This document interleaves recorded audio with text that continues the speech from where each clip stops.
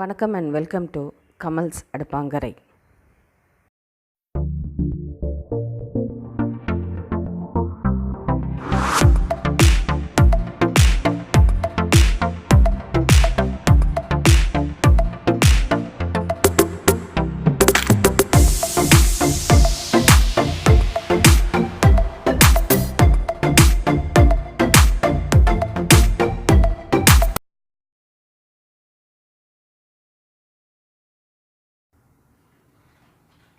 மஞ்சள் தண்ணி போட்டு ஃபில்டர் பண்ணி வச்சுருக்கேன். இந்த மாதிரி ஒரு பெரிய கொலண்டர் ஏதாவது எடுத்து வச்சு ஃபில்டர் பண்ணி எடுத்துக்கோங்க.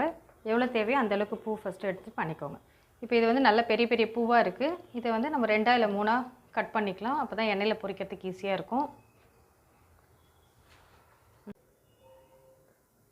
ஸோ இந்த மாதிரி எல்லாத்தையும் சின்ன சின்ன பீஸாக கட் பண்ணிவிட்டு இது மாதிரி ஒரு திக்காக ஒரு மஸ்லின் கிளாத்லேயே இல்லை ஒரு டர்க்கி டவல்லையோ போட்டுட்டு நல்லா இப்படி மேலே போட்டுட்டு ஒரு வாட்டி ஒத்தி எடுங்க. ஃபேன் காற்றுல வச்சாவே போதும். ஒரு 20 மினிட்ஸ் நல்லா காயட்டும். இது அப்போ தான் அதில் இருக்க ஈரத்தன்மை போச்சுன்னா நம்மளை எண்ணெயில் பொரிக்கும் போது எண்ணெய் ரொம்ப குடிக்காமல் இருக்கும். கொஞ்சம் கிறிஸ்பினஸும் நம்மளுக்கு நல்லா கிடைக்கும். ஒரு கப் அளவுக்கு மைதா மாவு எடுத்துக்கோங்க. இப்போ 1.5 டேபிள் ஸ்பூன் அளவுக்கு கார்ன்ஃப்ளவர் மாவு, 1 டீஸ்பூன் அளவுக்கு ப்ளெயின் சில்லி பவுடர், உப்பு தேவையான அளவுக்கு, 1 டேபிள் ஸ்பூன் அளவுக்கு இஞ்சி பூண்டு பேஸ்ட் எடுத்துக்கோங்க. கொஞ்சம் கொஞ்சமாக தண்ணி விட்டு கொஞ்சம் திக்காக நம்மளுடைய மாவு பதத்துக்கு எடுத்துக்கோங்க. பஜ்ஜி மாவு போடுற மாதிரி.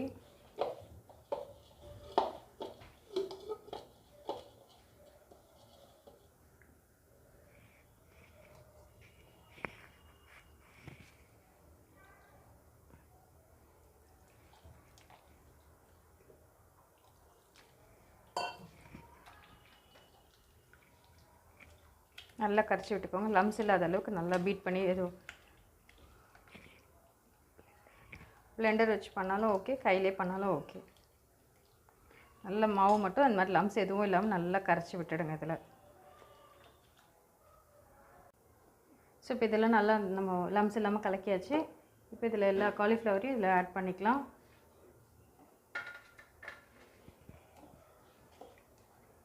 இப்போ இந்த பேட்டர்லாம் நல்லா மிக்ஸ் பண்ணியாச்சு.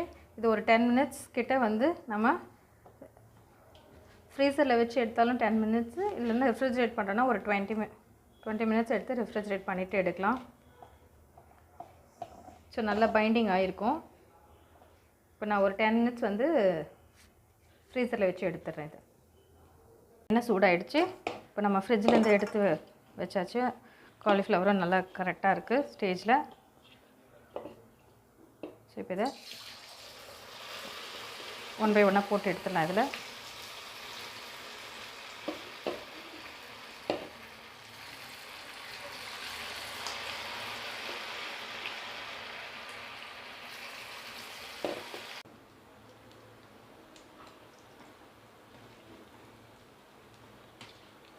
போட்ட உடனே திருப்பாதீங்க, கொஞ்சம் நேரம் ஆகட்டும். ஃபஸ்ட்டு மீடியம் ஹீட்டில் ஒரு பேட்ச் எடுத்துருங்க. அதுக்கப்புறமா 2வது வாட்டி இன்னொரு வாட்டி போட்டு எடுக்கலாம். அப்போ தான் நல்ல கிறிஸ்பினஸ் கிடைக்கும். இதுதான் ஒரு சிங்கிள் டிப்பு. ஸோ இப்போ இதை எடுத்து ஃபஸ்ட்டு போட்டு எடுத்துருங்க ஒரு தட்டில்.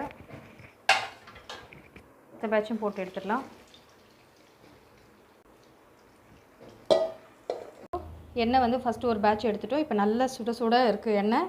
இந்த டைமில் வந்து 2வது பேட்ச் போட்டு எடுக்கணும். நம்ம 2வது பேட்சில் ஃபஸ்ட்டு வந்து ஒரு பேட்ச் ஃபுல்லாக வந்து மீடியம் ஹீட்டில் வச்சு எடுத்துட்டோம். இப்போ கொஞ்சம் ஹீட்டு வந்து ஹை ஆக்கிட்டு இப்போ ஒன்று எடுத்து போட்டுடலாம். அதில் நம்ம போட்டது நல்லா கோல்டன் ப்ரௌன் வர அளவுக்கு நல்லா விடுங்க அடுப்பில்.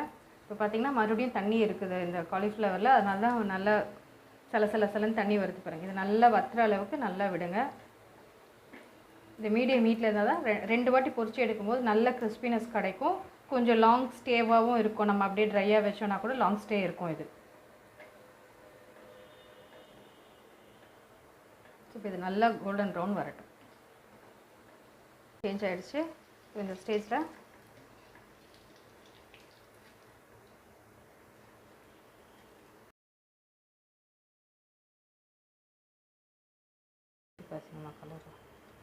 நல்லா கலர் சேஞ்ச் ஆகிடுச்சு. இந்த ஸ்டேஜில் வந்து நல்லா எண்ணெய் வற்ற இதை எடுத்துக்கலாம். இது பாருங்கள், ஃபஸ்ட்டு இருந்ததுக்கும் செகண்ட் டைம் பொரிச்சதுக்கும் எப்படி இருக்குது பாருங்கள். இதை ஒரு பிளேட்டில் எடுத்து வச்சுட்டு அடுத்த பேட்சை வந்து மறுபடியும் எண்ணெயில் போட்டு பொரிச்சு எடுத்துக்கலாம்.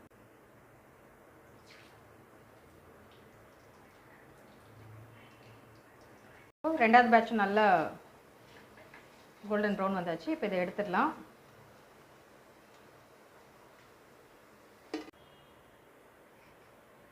மஞ்சூரியனுக்கு 2 பேட்சை போட்டு நம்ம பொரிச்சு எடுத்தாச்சு. மஞ்சூரியன் சாஸ் செய்யறதுக்கு நம்ம ஒரு பேன் எடுத்து வச்சுக்கலாம். அந்த பேனில் எண்ணெய் சூடாகிடுச்சு. ஒரு 2 டேபிள் ஸ்பூன் அளவுக்கு எண்ணெய் ஆட் பண்ணியிருக்கேன். பூண்டு ஆட் பண்ணிக்கோங்க. கூடவே சைடு பை சைடு இங்கே இஞ்சி போட்டுக்கலாம். ஸோ இப்போ இது நல்லா வதங்கட்டும். இது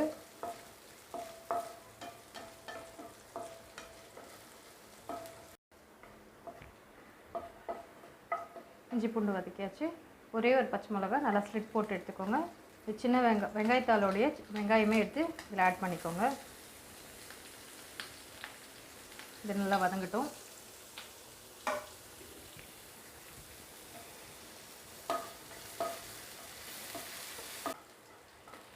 வெங்காயம் நல்லா வதங்கியாச்சு. இப்போ நம்ம எடுத்து வச்சுருக்க கேப்சிகம் ஆட் பண்ணிடலாம். கொஞ்சம் வெங்காயத்தால்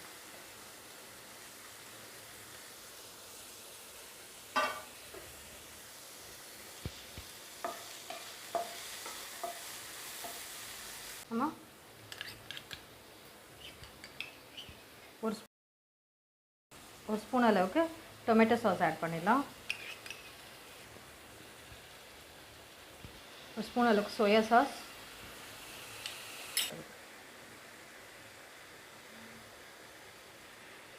ஒரு ஸ்பூன் அளவுக்கு சில்லி சாஸ், ஒரு டீஸ்பூன் அளவுக்கு ப்ளெயின் சில்லி பவுடர் ஆட் பண்ணிக்கோங்க. இதுக்கு தேவையான அளவுக்கு உப்பு இதில் ஆட் பண்ணிடுங்க.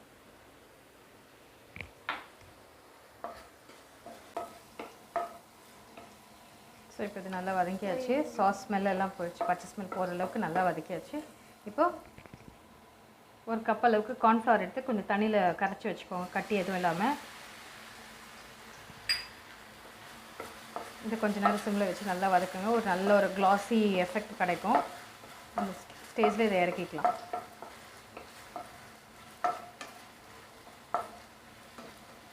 இப்போ ட்ரை மஞ்சூரியன் பண்ணுறோம். ட்ரை மஞ்சூரியன் பண்ணும்போது கொஞ்சம் திக்காகவே எடுத்துக்கோங்க. கொஞ்சம் கிரேவி மாதிரி வேணும், ஃப்ரைட் ரைஸ் அந்த மாதிரி நூடுல்ஸ் சாப்பிட போகிறோன்னா கொஞ்சம் இது தண்ணி இன்னும் கொஞ்சம் எக்ஸ்ட்ராவாக ஆட் பண்ணிக்கோங்க. இதில் மஞ்சூரியன் ரெடி ஆகிடுச்சு. நம்ம இப்போ எல்லாமே ஃப்ரை பண்ணது எல்லாத்தையும் இதில் போட்டுடலாம். இதில் போட்டுட்டிங்கன்னா இது உடனே நம்ம சாப்பிட்றணும். இல்லைன்னா மறுபடியும் அது வந்து சாஃப்ட்னஸ்க்கு போயிடும். அந்த க்ரன்ச்சினஸும் சாஃப்ட்னஸும் கலந்த மாதிரி இருக்கும். இப்போ இது ஃப்ரெஷ்ஷாக சாப்பிடும் போது கொஞ்சம் லேட்டாக தான் சாப்பிட போகிறீங்கன்னா இது தனியாக பண்ணிவிட்டு இது தனியாக வச்சுக்கோங்க. எப்போ சாப்பிட போகிறீங்களோ அந்த ஸ்டேஜ்க்கு வந்து நம்ம இதை இது பண்ணிக்கலாம்.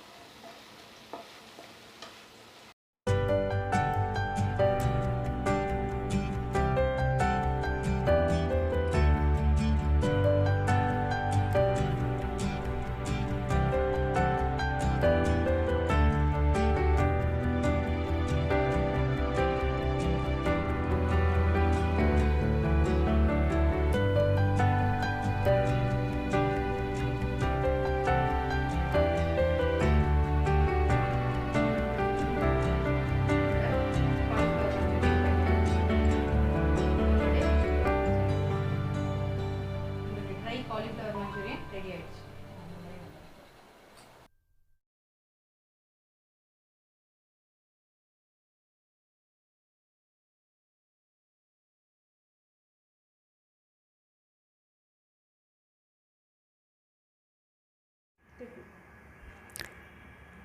இந்த வீடியோ உங்களுக்கு பிடிச்சிருந்தா சப்ஸ்கிரைப் பண்ணுங்கள். கூடவே இருக்கிற பெல் ஐக்கான் பட்டனை கிளிக் பண்ணுங்கள். ஃபர்தர் நோட்டிஃபிகேஷன்ஸு உங்களுக்கு கண்டினியூ ஆகிறதுக்கு அது ஹெல்ப் ஆகும். உங்களுக்கு இந்த வீடியோ பிடிச்சிருந்தா லைக் பண்ணுங்கள்.